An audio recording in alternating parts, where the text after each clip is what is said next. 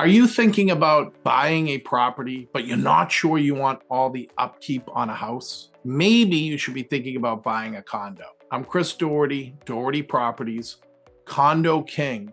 I sell lots of condos and I invest in lots of condos. And this might be the option that you're looking for if you are a buyer in the market. But we got to go through a few things to help you understand what the differences are. So what is a condo? A condo is short for condominium. And unlike a single family home where you own the outside of the property, in a condo, you own the inside and everything outside is shared with other owners through the mechanism of a homeowners association. So you got to know a few things before you get into a condo situation where you purchased. The first is that when you buy into a condominium, normally you're going to pay a homeowners association fee. And that will be a monthly fee. And a lot of times those fees are going to include snow removal, landscaping of the grounds, a master insurance policy, a potential management offsite or onsite of the building, cleaning area of common areas, especially if it's in a building that's a fixed building where all the units don't have outside access. Water sometimes is included in the fees, but you have to know what is included in the fees.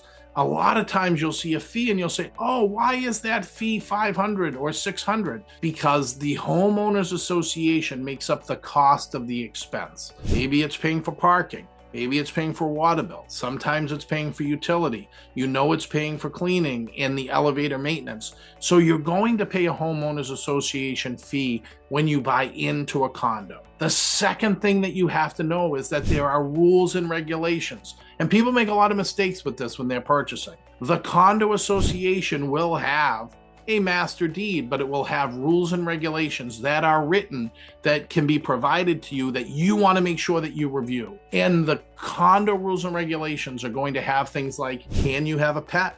And if you can have a pet, what's the size or the limit of the number of pets?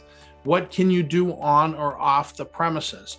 Now, most of these are pretty standard, but some of the ones that you need to make sure you're paying attention to are pets. If you smoke, a lot of times there may be a smoking restriction on the property that you can or can't do that. You need to make sure that you're reviewing the rules and regulations in a condominium if you want to do it. The third is there is part of this association a government body that is going to meet regularly. And that could be monthly, weekly, could be yearly. Sometimes they don't meet at all if it's a very informal or small association. But the issues of maintenance and upkeep and the things that are required to keep that condo moving usually will get done in the mechanism of these meetings. They will have trustees and they'll be elected by the body to make the daily decisions, but you should have meetings of the residents so that you can go over and vote upon issues that might be coming up in the condo situation. So if you think this is for you and you say, hey, I'm thinking that maybe I want a carefree lifestyle, I would like to be able to go and live in a place and not worry about the upkeep of the yard and the lawn or any of the repairs outside, a condo might be for you. So here are some of the benefits. First, you tend to get a lot more for your money. You can buy a condo usually for cheaper than a single family and get a higher quality inside for the same price as a single family in the market. And so if you're saying I have a limited budget, you should be looking at condos as a potential option if you're not seeing the single family that you like in your price range. The second is that you need to be looking and thinking about the benefits for you.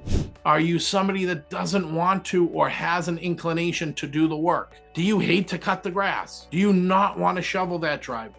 Are you going to be frustrated if there's a repair outside that's needed that you might have to do it or you might have to find somebody and organize it? If you don't want to deal with that hassle, a condo can be perfect for you.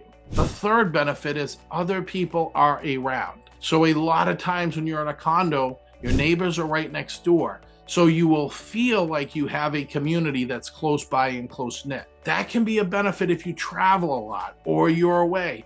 I know of many examples of condos that I sell that sometimes the owner is traveling, but If there's an issue that needs to come up or somebody needs to open the door for somebody that's delivering a package, they have a good relationship with somebody that's right next door.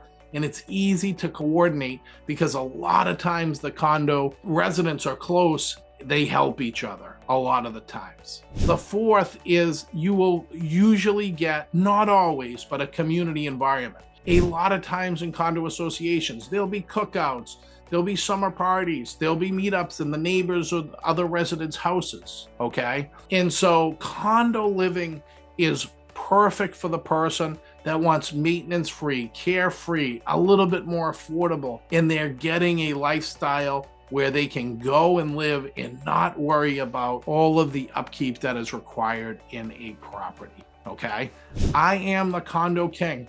I sell hundreds of condos every single year. I have sold thousands and thousands of condos, mill-style condos, townhouse-style condos. I have built these and sold them.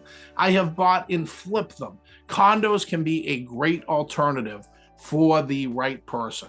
So if you're trying to figure out, am I a single family home buyer or am I a condo buyer? And what are the advantages? There are a lot of advantages to condos. So hit me up. I'm always here if you want to look at a condo, or if you have a condo and you're saying, hey, I want to sell this because I'm moving or relocating. We want to be the person that is handling that for you.